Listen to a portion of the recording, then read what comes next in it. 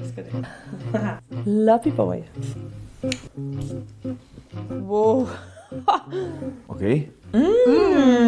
Wow. Hvad er det for en duft? Jamen, der er jeg sgu i byen lige pludselig. Fuldstændig enestående. Jeg har aldrig duftet noget lignende. Jeg har bare lyst til at bade i det. Drinks, der bliver langet over disken. Altså, det er cocktails, jeg ved ikke. Nogle forskellige blomster, der ligger nede i en gammel æske, så er de blevet blendet sammen til en duft. At vi starter med noget frisk i topnoterne. Lidt grønt i midten. Røget træ af en art, der giver sådan varme.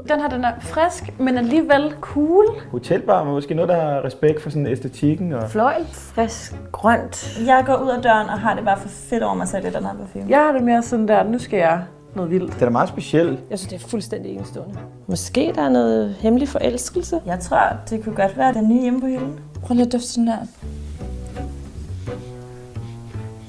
Det dufter af dig. Er det dufter det af mig? Ja.